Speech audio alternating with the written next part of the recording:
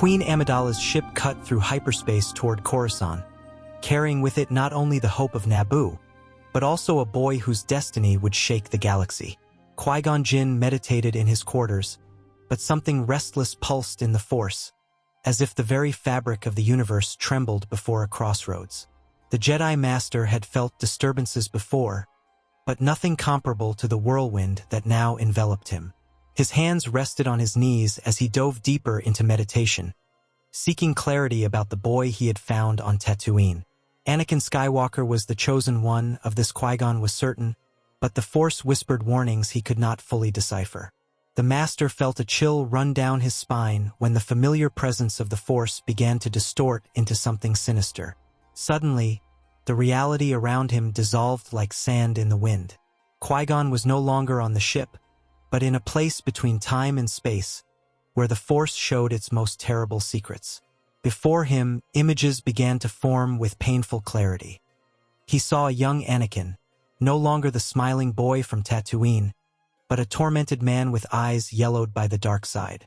The Jedi's heart tightened when he witnessed Anakin wielding a blue lightsaber, marching through the corridors of the Jedi Temple with deadly determination. Children ran terrified, while the Chosen One became the executioner of the order he should protect. The vision burned like fire in Qui-Gon's mind, every detail etched into his consciousness with atrocious clarity. The scene changed and Qui-Gon saw a volcanic planet where lava flowed like rivers of destruction. Anakin dueled against Obi-Wan, his own Padawan, his brother in everything except blood. The blows exchanged between them were not from training or friendly competition, but from genuine hatred and betrayal. The words Obi-Wan shouted echoed through the vision like sharp blades cutting Qui-Gon's heart. The Master saw his own apprentice heading into confrontation with tears streaming down his face, forced to fight against the one he loved as a brother. The battle ended on a black sand beach, with Anakin in agony, his screams reverberating through the Force. Qui-Gon tried to scream, tried to intervene, but was only a helpless observer of this future tragedy. Then came the most terrible image of all. An imposing figure dressed in black armor, more machine than man, breathing with a mechanical and sinister sound that seemed to suck the life from the very air. This was Anakin, the Chosen One, transformed into an instrument of terror called Darth Vader. Qui-Gon watched horrified as this creature executed surviving Jedi, hunting them across the galaxy like animals. He saw entire worlds burn under the orders of this abomination, saw hope die in the eyes of countless innocents. The black armor gleamed under the lights of Imperial ships as Vader became the right hand of a Sith Emperor. But most devastating was when Qui-Gon recognized, beneath all that darkness and hatred, the remnants of the boy he had promised to free. The vision continued relentlessly. Qui-Gon saw a young pregnant woman, beautiful and brave, with tears streaming down her face as she confronted Anakin on a landing platform. He didn't need to know her to understand who she was. The Force whispered her name like a lament. Padme. The love between them was intense even through the veils of time, but so was the tragedy that would destroy them. Qui-Gon watched Anakin, consumed by paranoia and the dark side, use the Force against the woman carrying his children. The scene was heartbreaking, a brutal demonstration of how love could corrupt into destructive possessiveness. Padme fell, taking with her the last spark of Anakin's humanity. The images accelerated, showing decades of tyranny.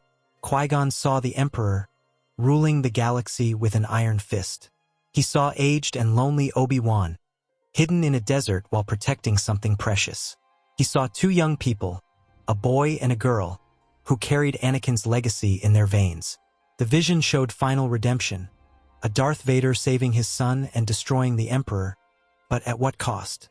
Millions of lives lost, worlds destroyed, a galaxy plunged into darkness for decades. Qui-Gon understood with crystalline horror that this was the Force's plan, but his heart refused to accept such a fate. Qui-Gon emerged from the vision gasping, sweat running down his face and hands trembling uncontrollably. Obi-Wan had entered the room sensing his master's disturbance in the Force and now observed him with evident concern. The young Padawan had never seen his master so shaken, so visibly tormented by something he had witnessed. Qui-Gon raised his eyes to meet Obi-Wan's face, and for a moment saw not the confident young man before him, but the shattered man who would be forced to confront his fallen brother. The master rose abruptly, an iron determination replacing the shock in his features. Obi-Wan began to ask what had happened, but Qui-Gon interrupted him with a grave and resolute voice. "This won't happen. I swear, Obi-Wan, this won't happen." The Jedi Temple in Coruscant rose majestically against the galactic capital sky, a beacon of peace and justice that had endured for millennia. Qui-Gon Jinn walked through the polished corridors with heavier steps than usual, carrying the weight of terrible knowledge. At his side, Obi-Wan remained in respectful silence, feeling his master's emotional turbulence through the Force, but not daring to question. They approached the council chamber, where the Order's wisest members awaited to hear the report on Naboo and, more importantly, about the boy Qui-Gon insisted was the chosen one. The Jedi Master had spent the last hours since the vision carefully pondering his words, knowing that what he was about to reveal might seem like madness even to such open minds. The chamber doors opened with a soft whisper, revealing the 12 council members seated in a circle. Master Yoda observed Qui-Gon with those ancient eyes that seemed to see through all masks and pretenses. The Grand Master had already lived almost 900 years and seen countless Jedi pass through those doors with news of all kinds. But something in Qui-Gon's posture intrigued him. Mace Windu, seated to Yoda's right, examined the Jedi Master with his habitual serious expression, already prepared for another of Qui-Gon's intuitions that so often challenged the Council's orthodoxy. Plo Koon tilted his masked head with genuine curiosity, while Ki-Adi-Mundi maintained a skeptical expression. Yoda raised his small hand and gestured for Qui-Gon to begin. "Much to tell you have, Master Qui-Gon. Begin you must. About the boy from Tatooine, here we want. Masters of the Council, I have brought before you Anakin Skywalker, a 9-year-old boy born to a slave mother on Tatooine." Qui-Gon began, his voice firm despite the inner storm. "He was conceived without a father, created by the Force itself, and possesses a midi-chlorian count that exceeds even that of Master Yoda. I believe, without a shadow of doubt, that he is the chosen one mentioned in the prophecy, the one who will bring balance to the Force." A murmur ran through the chamber, masters exchanging meaningful glances. Mace Windu leaned forward. "An extraordinary claim, Qui-Gon. You ask us to believe that a slave boy without training is the one we have waited for millennia." Qui-Gon kept his gaze steady. "But there is more, something I need to share, no matter how disturbing it may seem." Qui-Gon continued, choosing each word carefully. "During our journey to Coruscant, I had a vision, Masters. Not a dream or vague glimpse, but a clear and unmistakable vision shown to me by the Force itself. I saw Anakin Skywalker's future, and that future is darker than any nightmare you can imagine." The atmosphere in the chamber changed instantly, becoming charged with tension. Yoda closed his eyes slowly. "Dangerous, speaking of the future is, always in motion the future is. Tell us what you saw, you must, but careful you need to be." Qui-Gon nodded gravely and began to narrate his vision, every painful detail shared without reservation. He described Anakin marching through the temple corridors, Darth Vader's black armor, the duel on Mustafar, the hunt for surviving Jedi. When Qui-Gon finally finished, the silence in the chamber was absolute and suffocating. Mace Windu was the first to speak, his voice tense. "You're asking us to believe that the supposed chosen one will become the greatest Jedi killer the galaxy has ever known? That he will be an instrument of the Sith?" Qui-Gon responded without hesitation. "I'm telling you what the Force showed me. And I also tell you that I came before this council precisely to ensure that such a future never comes to pass. I saw the path to darkness, and now we can avoid it." Adi-Mundi intervened. "Visions can be deceiving, Qui-Gon." Plo Koon added, "Or perhaps the Force is warning us about a genuine danger. We cannot simply ignore such a detailed vision." Yoda struck his staff on the floor, the sound echoing through the chamber and silencing all discussions. The Grand Master remained silent for long moments, his eyes closed while consulting the Force. When he finally spoke, his voice carried the weight of centuries. Disturbed by your vision, I am Master Qui-Gon. But truth in it, I feel. Dark, the boy's future may be, if not careful we are. But reject the chosen one completely, also wrong would be. A solution, find we must. Plo Koon added his soft voice. Perhaps train the boy we can, but with precautions. Watch him closely. Understand his fears before the seeds of darkness can germinate. Mace Windu frowned. And if the very attempt to train him is what leads him to darkness? Qui-Gon finally intervened, his voice laden with determination. Masters, in my vision, I saw that Anakin was not corrupted by accident. He will fall in love, and that love will be exploited by the Sith.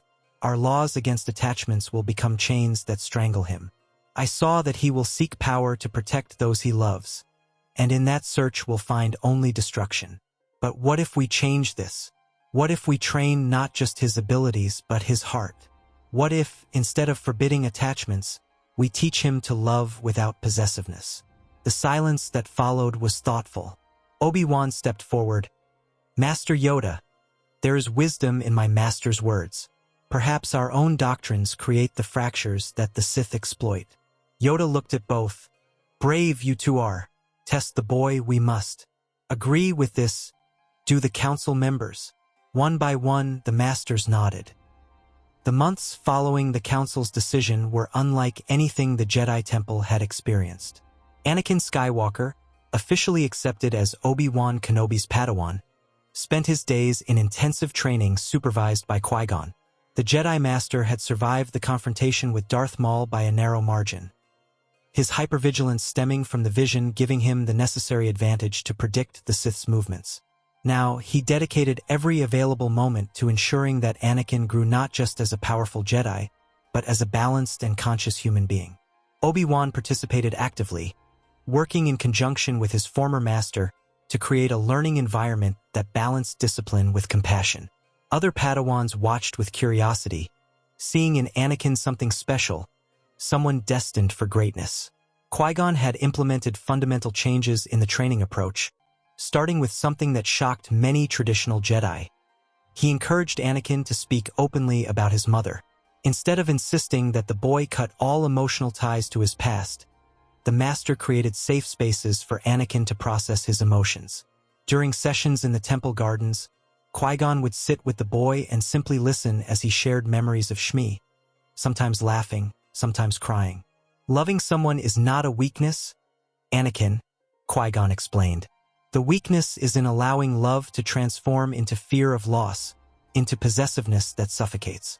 Your mother will always exist in your heart, and that is beautiful. Anakin, initially confused by this approach, gradually began to understand. But Qui-Gon knew that words alone would not be enough. Action was needed. 3 months after they arrived on Coruscant, the Master proposed a mission: return to Tatooine and free Shmi Skywalker. Mace Windu had opposed. This goes against everything we stand for, Qui-Gon. We cannot start using resources to free individual slaves. But Qui-Gon argued, we ask Anakin to trust in the Force, to believe that the universe cares for those we love. How can he do this if we abandon his mother to slavery? Every day she remains chained. We plant seeds of resentment in his heart. Yoda mediated the debate, finally reaching an agreement. Qui-Gon could use his own resources, and the Order would provide minimal assistance. When Qui-Gon told Anakin they would bring his mother to live on Naboo, the boy's tears would have melted even the coldest heart. Shmi's liberation had profound consequences. Anakin, who could have grown with resentment, flourished with genuine gratitude. He visited his mother regularly on Naboo, where she had settled in a small house provided by Queen Amidala. Shmi, a wise and gentle woman, reinforced Qui-Gon's lessons, encouraging her son to fully embrace his training. You have a gift, Ani, she would say, a gift that can bring hope to the galaxy. These visits became fundamental to Anakin's emotional balance, allowing him to maintain connection with his roots without being consumed by anxiety. Obi-Wan accompanied the young Padawan, and gradually developed his own relationship with Shmi, seeing in her the source of Anakin's innate goodness. The woman often prepared meals for the two Jedi, creating moments of normalcy that reminded both that they were more than just warriors. Combat training also followed a different philosophy. Qui-Gon, haunted by visions of that duel on Mustafar, was careful to teach not just technique, but also emotional control in battle. During training sessions, he constantly paused to make Anakin examine his emotions. "What did you feel when I blocked that strike? Frustration? Anger? These emotions are natural, but you cannot let them command your blade." Obi-Wan worked in conjunction, his own mastery providing a perfect contrast to the more aggressive approach that Anakin naturally favored. Together, the two masters shaped a swordsman who combined passion with precision, power with control. Anakin progressed rapidly, his natural talent amplified by exceptional instruction, but the focus on emotional foundations ensured that his growth in power was accompanied by growth in wisdom. Perhaps the most radical aspect was how Qui-Gon approached attachments. Deeply disturbed by his vision of Anakin's love being exploited and corrupted, the master initiated frank conversations about healthy love versus toxic attachment. To love someone, Anakin, is to want the best for them, even if the best doesn't include you, he explained during walks through the gardens. Attachment is when you love someone not for their good, but for what they do for you, when the fear of losing them becomes more important. A Jedi can love deeply, but that love must be like the sun, warming without burning. These lessons were abstract for a 10-year-old boy, but Qui-Gon planted seeds for the future. Obi-Wan complimented by sharing his own experiences, moments when he had felt deep connections, but chosen his duty with genuine peace. As the years passed, Anakin grew into a remarkable young man. At 15, he already surpassed many knights in skill and demonstrated understanding of the Force that impressed even masters.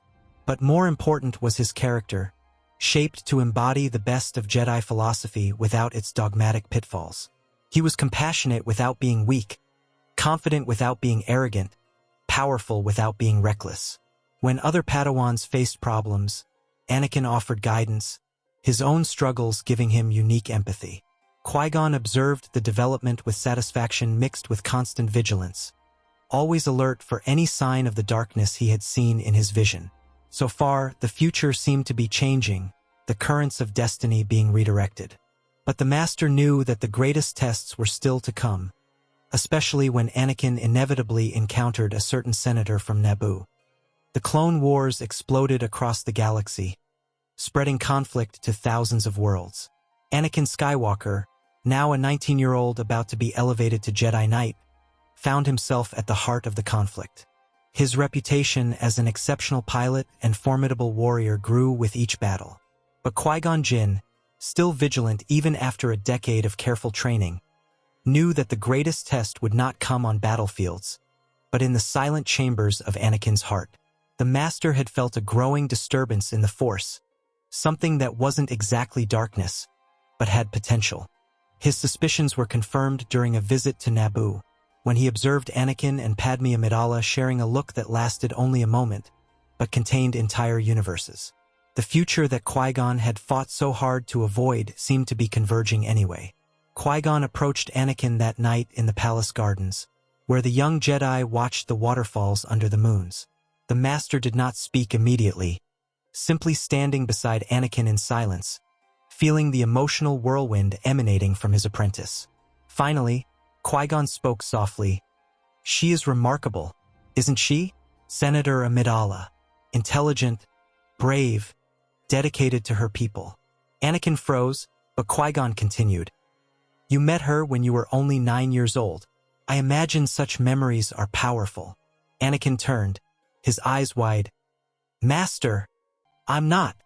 Qui-Gon raised a hand gently. "Don't lie to me, Anakin, and more importantly, don't lie to yourself. I see clearly, the Force doesn't hide such truths." The young Jedi seemed to crumble, years of discipline fighting against emotions that threatened to overflow.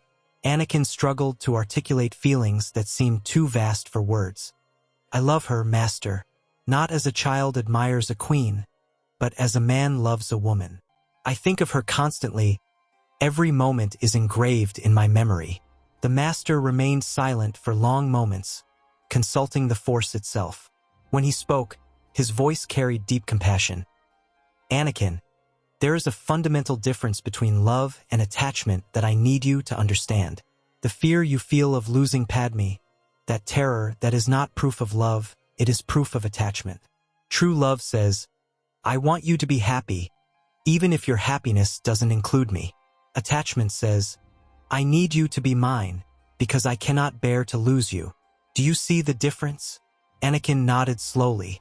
Qui-Gon continued, the love you feel is not wrong, but the fear that accompanies that love, the terror of loss, the need to control the future, that is dangerous.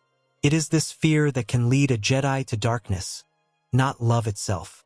The young man listened, absorbing each word like water in dry soil. Qui-Gon then surprised Anakin completely. He smiled, a warm smile without a trace of judgment. Now, let me ask a different question.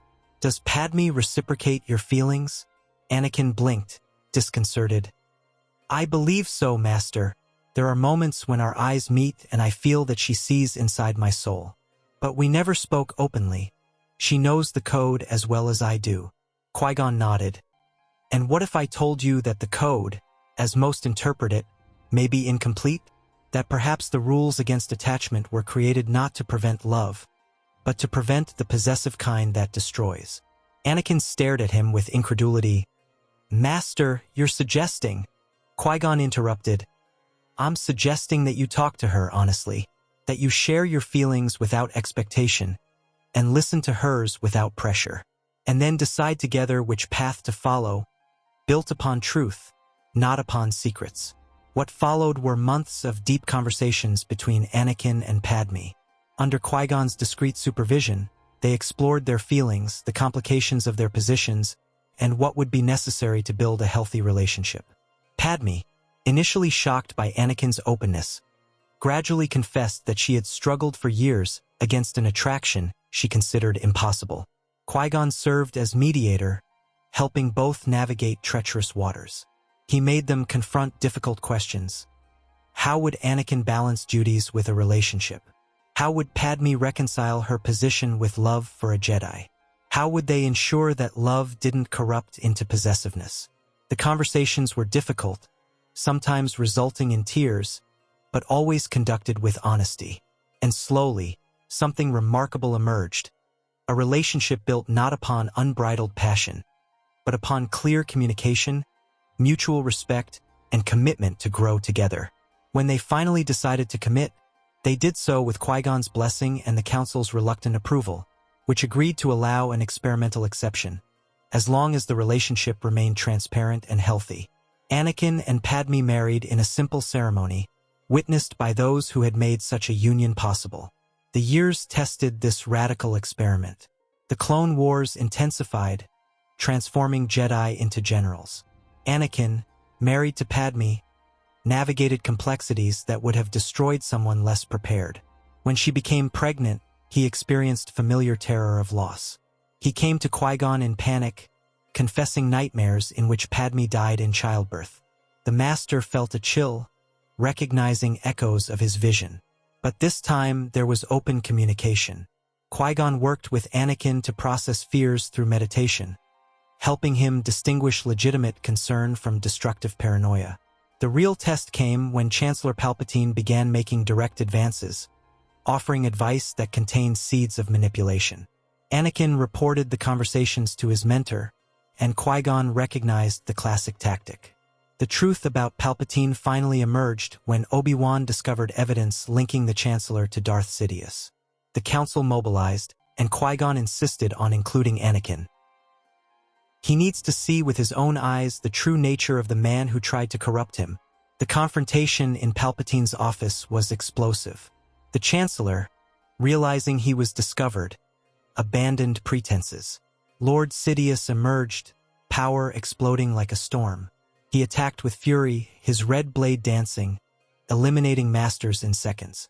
Mace Windu faced the Sith with mastery, but it was Anakin who experienced the deepest test. Sidious attempted final manipulation. Anakin, help me! Only I know the secrets to prevent death. Only I can save Padme.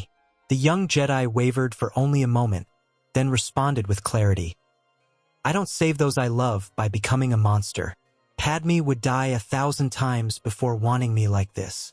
His blue blade joined Mace's purple, and together they pressed until Qui-Gon found an opening, finally silencing decades of conspiracy. Sidious's death brought an end to the Clone Wars, and the galaxy began to heal. Padme gave birth to healthy twins Luke and Leia. Qui-Gon was present when Anakin held his children for the first time, witnessing absolute reverence.